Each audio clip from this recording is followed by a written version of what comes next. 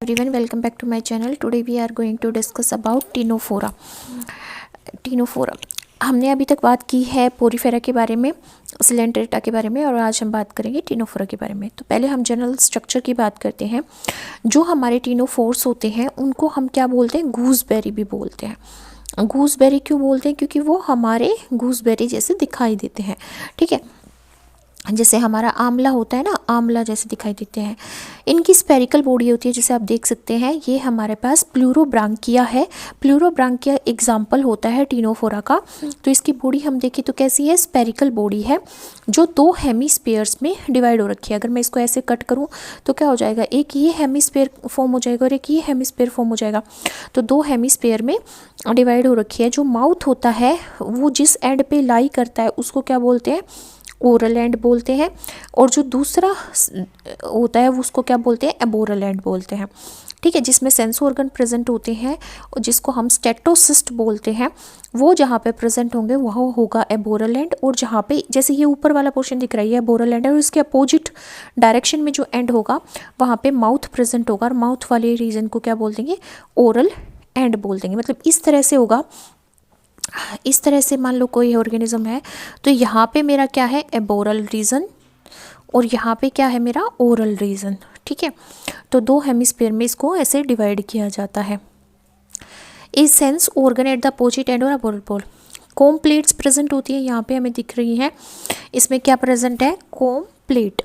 ठीक है, ये 8 कोम प्लेट्स इसमें प्रेजेंट होती है। 1 2 3 4 5 6 7 8 कोम प्लेट्स इसमें प्रेजेंट होती हैं।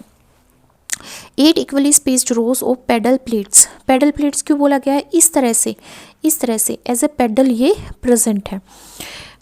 स्विमिंग में यूज होती है। The comb rows are composed of a series of short ciliary plates और टीन्स, इसीलिए इसको क्या बोलते हैं? टीनोफोरा। इनको ये जो स्ट्रक्चर है, ये सीलिया के स्ट्रक्चर है। ये इसको अगर मैं बड़ा करके दिखाऊं तो ये सीलिया लाइक स्ट्रक्चर है, जिसको हम टीन्स बोलते हैं। इसीलिए इस फाइलम को हम सब फाइलम को क्या बोलते हैं? टीनोफोरा।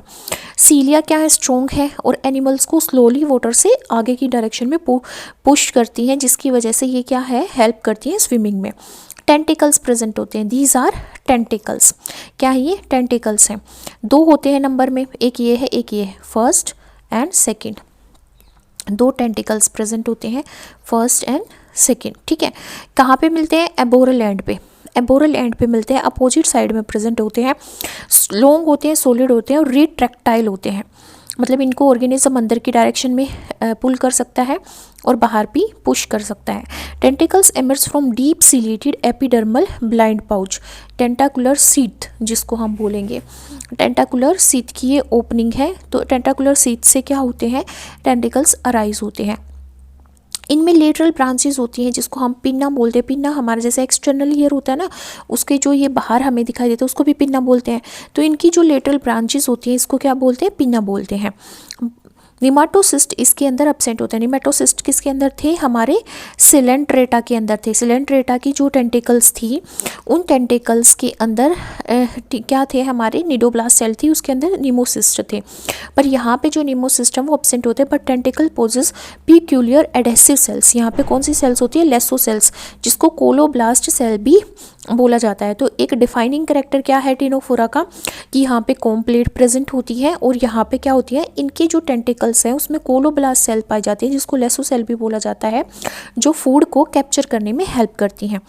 ठीक है, ये हमें डायग्राम दिख रहा है, ये कोम प्लेट्स हैं, और ये हमें क्या दिख रहा है? जेली लाइक स्ट्रक्चर दिख रहा है। ठीक है, तो ये एबोरल रीजन है, और इसके अपोजिट डायरेक्शन में ओरल रीजन होगा। ठीक है, ये 8 कोम प्लेट्स हैं, ये टेंटिकल्स हैं। ये स्टोमोडियम है, इसके बीच में क्या होता है? स्टोमोडियम प्रेजेंट होता है। Digestive tract, stomach and pharynx present है। ठीक है, ये हमारा माइक्रोस्कोपिक व्यू है। सेंस ऑर्गन प्रेजेंट होते हैं टीनोफोरा में। यस, प्रेजेंट होते हैं। कहाँ पे? देखिए, एबोरल रीजन में। Apical sensory organ is deep seated, जिसको हम क्या बोलते हैं? स्टेटोसिस्ट। कहाँ पे? एबोरल पोल पे।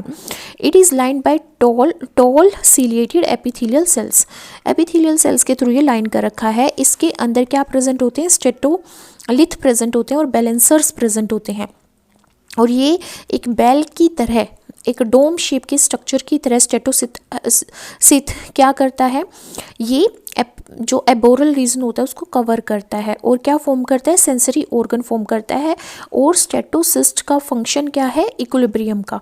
ये ऑर्गेनिज्म की बॉडी में इक्विलिब्रियम इस्टेब्लिश करता है। जैसे भाई सोल्टी इन्वायरमेंट आ गया, पीएच हाई हो गया, ठीक है, या टेम्परेचर डिसबैलेंस हो गया, तो उस टाइम पे इक्विलिब्रियम को इस्टेब्लिश करने का काम करता है स्टेटोसिस्ट। ये क्या है, सेंस ऑर्गन है टीनोफोरा का। कहाँ पे प्रेजेंट होता है, एबोरल रीजन में प्रेजेंट होता है। और ये स्टेटोलिथ को कंसिस्ट करता है एंड इसके अंदर क्या होते हैं, बैलेंसर्स होते हैं, ठीक है। और ये बेल शेप का होता है या फिर डोम शेप का होता है। किससे बना होता है, सिलिएटेड एपिथेलियल टिश्यू का बना होता है। बॉडी वॉल की बात करें तो बॉडी वॉल में ये क्या होता है, डिप्लोब्लास्टिक होता है। जो टीनोफोरा होता है वो क्या होता है, डिप्लोब्लास्टिक, मतलब उसके अंदर 2 जर्म लेयर पाई जाती हैं। 2 जर्म लेयर में से एक आउटर होगी जिसको हम एक्टोडर्म बोलेंगे। एक्टोडर्म यहाँ मॉडिफाई होकर एपिडर्मिस फॉर्म कर देती है। और इनर जो होगी एंडोडर्म, वो क्या बना देगी, डाइजेस्ट ट्रैक्ट की लाइनिंग बना देगी, इसलिए उसको क्या बोलते हैं, गैस्ट्रोडर्मिस। और दोनों ही यहाँ पे जेलेटिनियस मेसोग्लिया के थ्रू सेपरेट की गई हैं, इसलिए यहाँ पे क्या नहीं होता, सिलोम नहीं होता। ये क्या होता है, एसिलोमेटिक ऑर्गेनिज्म होता है। यहाँ पे बॉडी कैविटी नहीं पाई जाती। क्यों नहीं पाई जाती, क्योंकि एपिडर्मिस और गैस्ट्रोडर्मिस के बीच में मेसोग्लिया प्रेजेंट होती है, कोई बॉडी स्पेस प्रेजेंट नहीं होता। एपिडर्मिस सिनेक्शियल होती है। सिनेक्शियल का मतलब होता है मल्टीपल न्यूक्लियाई प्रेजेंट होते हैं। इसके अंदर बहुत सारे न्यूक्लियस प्रेजेंट होते हैं, बहुत सारी ग्लैंड सेल्स होती हैं जो म्यूकस का सिक्रेशन करती हैं, जेलेटिनियस सब्सटेंस का सिक्रेशन करती हैं। सेंसरी सेल्स प्रेजेंट होती हैं एपिडर्मिस के अंदर और कुछ पिगमेंट ग्रेन्यूल्स प्रेजेंट होते हैं जो इसको कलर देते हैं। मेसोग्लिया में अमीबोसाइट सेल्स होती हैं जो फेगोसिटिक एक्टिविटी करेंगी, जैसे अमीबा करती है, मतलब सेल ईटिंग का काम करेंगी। कनेक्टिव टिश्यू होते हैं जो ब्लड सप्लाई करते हैं। मसल्स फाइबर होते हैं जो कॉन्ट्रैक्शन और रिलैक्सेशन में हेल्प करेंगे, ऑर्गेनिज्म की बॉडी के साइज को चेंज करेंगे। नर्व सेल्स होंगी जो ऑफेंस और डिफेंस में हेल्प करेंगी। नर्व सेल्स क्या करती है, कम्युनिकेशन में हेल्प करती हैं, एक ऑर्गन से दूसरे ऑर्गन के बीच में या एक टिश्यू से दूसरे टिश्यू के बीच में। डाइजेस्टिव सिस्टम की बात करें तो इसका माउथ कैसा होता है, स्लिट लाइक होता है और लोअर एंड पे प्रेजेंट होता है। ओरल जो एंड है, जैसे इस तरह से टीनोफोरा है तो ये अब ओरल एंड होगा और पीछे वाला क्या होगा, ओरल। तो ओरल एंड क्या है, lower and. It leads into a long tubular pharynx. इसके नीचे फेरिंग्स होता है जो किसके थ्रू, एपिडर्मिस के थ्रू लाइन कर रखा, मतलब उसकी लाइनिंग जो है उसके अंदर की जो कवरिंग है वो कौन फॉर्म करता है, एपिडर्मिस। फेरिंग्स ओपन होता है एक स्मॉल बट वाइड स्टमक में, ठीक है। It gives out a system of 5 gastrovascular canal जो जेली में पूरी एक्सटेंड हो जाती हैं। Stomach and gastrovascular canal are line by gastrodermis, क्योंकि ये अंदर वाली लेयर होती है। Two anal canal open to the outside near the aboral sense organ each by anal pore. देखो हमने ये डायग्राम देखा था, यहाँ पे ये हमारे पास डायग्राम था, तो हमने यहाँ पे क्या देखा था, ये ओरल एबोरल एक्सिस है, ये एबोरल रीजन है। तो ये मेसोग्लिया है अंदर की तरफ बीच में, ठीक है। ये स्टोमोडियम है, ये टेंटिकल्स है, कॉम्प्लेट है, ओरिकल्स है। और यहाँ पे क्या प्रेजेंट है, digestive tract, stomach and pharynx. ये जो स्टमक एंड फेरिंग्स है ये लाइन कर रखा है गैस्ट्रोडर्मिस के थ्रू, और इसकी ओपनिंग किसके थ्रू होती है, 2 एनल पोर के थ्रू होती है। और ये यहाँ से इसका स्टार्ट होता है माउथ, ये माउथ स्टार्ट होगा और ऊपर वाले रीजन में उस साइड डायरेक्शन में क्या होगा, इसका एनल ओपनिंग होंगी, ठीक है। ये फीडिंग ट्यूब है।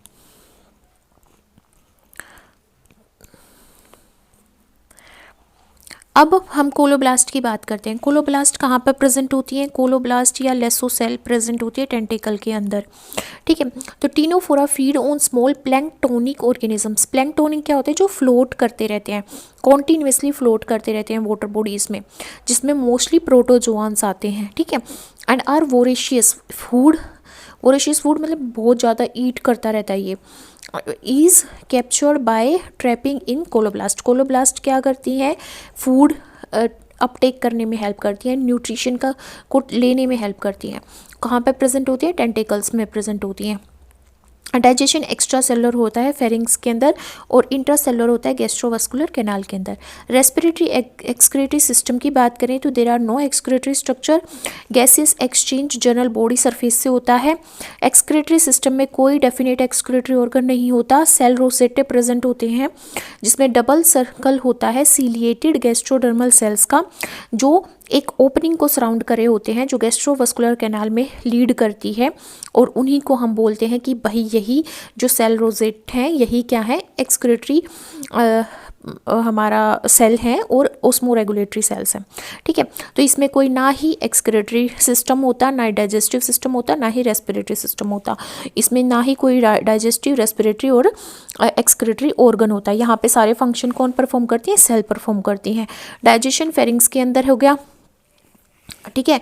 Extra cellular intracellular gastrovascular canal के अंदर हो गया। रेस्पिरेशन ये अपनी बॉडी सरफेस से करती हैं। एक्सक्रीशन सेल रोजेटे के थ्रू करती हैं, जो किसको, गैस्ट्रोडर्मिस को सराउंड किए हुए हैं।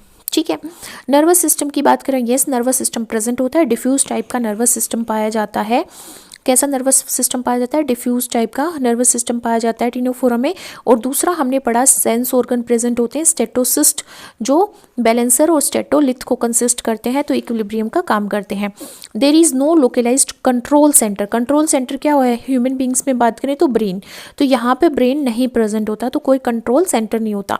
The epidermal nerve plexus is concentrated in a ring, ring में की फॉर्म में प्रेजेंट होती है। एपिडर्मल नर्व प्लेक्सिस इस तरह से रिंग बना देती है माउथ के around and at the base of complete, जहाँ पे ये रेडियल नर्व्स की फॉर्मेशन करती है। और नर्व्स जो है वो ट्रू नर्व्स नहीं होती, बट नर्व नेट होता है। ठीक है, और वो पूरी बॉडी में डिफ्यूज होता है, इसलिए मैं बोल रही हूँ कि यहाँ पे डिफ्यूज टाइप का नर्वस सिस्टम पाया जाता है। Nervous system control muscular movement, कि कैसे उसकी मसल्स कॉन्ट्रैक्ट करेंगी, एक्सटेंड करेंगी, and determine the activity of cilia on the comb rows. जो कॉम्ब्रोज प्रेजेंट है वहाँ पे सीलिया की मूवमेंट कैसे होगी, जो यहाँ पे ऐसे प्रेजेंट थी कॉम्प्लेट्स में, उन सीलिया की मूवमेंट और मस्कुलर मूवमेंट को कौन कंट्रोल करेगा, नर्वस सिस्टम। यहाँ पे ट्रू नर्व्स नहीं होती, यहाँ पे क्या प्रेजेंट होता है, नर्व नेट प्रेजेंट होता है, और हमारी क्या होती है, नर्व प्लेक्सस प्रेजेंट होता है माउथ के अराउंड एक रिंग की फॉर्म में। Aboral sense organ is a statocyst, ये हमने बात कर ली कि सेंस ऑर्गन क्या होता है, स्टेटोसिस्ट होता है, जो एक बैलेंसिंग ऑर्गन भी है, और क्या मेंटेन करके रखता है, इक्विलिब्रियम मेंटेन करके रखता है किसके अंदर, ऑर्गेनिज्म के अंदर। Reproductive system and development of ctenophores, जो टीनोफोर्स होते हैं वो हर्माफ्रोडाइट होते हैं। हर्माफ्रोडाइट का मतलब है male and female reproductive organ एक ही ऑर्गेनिज्म के अंदर प्रेजेंट होते हैं। सेक्सुअल रिप्रोडक्शन होता है इसके अंदर, एसेक्सुअल रिप्रोडक्शन टोटली एब्सेंट होता है। गोनाड्स डेवलप होते हैं एंडोडर्म से in the form of bands in the meridional canal of gastrovascular cavity. Gastrovascular cavity के मेरिडोनियल कैनाल में क्या होते हैं, एज ए बैंड्स क्या फॉर्म होते हैं, गोनाड्स फॉर्म होते हैं। किससे फॉर्म होते हैं, एंडोडर्म से, मतलब गैस्ट्रोडर्मिस से फॉर्म होते हैं। ठीक है, और क्या पाया जाता है, सेक्सुअल रिप्रोडक्शन पाया जाता है। ये सेक्सुअल रिप्रोडक्शन एब्सेंट होता है, और ये क्या होता है, hermaphrodite male and female reproductive organ एक ही ऑर्गेनिज्म के अंदर होते हैं। डेवलपमेंट की बात करें तो जनरली फर्टिलाइजेशन एक्सटर्नल होता है, वाटर के अंदर होता है। क्लीवेज टोटल होता है, डिटर्मिनेट होता है। डिटर्मिनेट का मतलब ये है कि जो ब्लास्टोमेर फॉर्म होगा उसके अंदर जितनी भी सेल्स होंगी, हर एक सेल को पता होगा कि उनको फ्यूचर में जो फिटस बनेगा या जो डॉटर सेल्स बनेगी उसमें क्या फॉर्म करना है। अगर एक भी सेल मिसिंग है तो वो पर्टिकुलर रीजन फॉर्म नहीं हो पाएगा, और जो हमारा एम्ब्रियो की प्रॉपर डेवलपमेंट नहीं हो पाएगी। इसलिए यहाँ पे क्लीवेज क्या होता है, टोटल होता है और डिटर्मिनेट होता है, और डिससिमेट्रिकल होता है।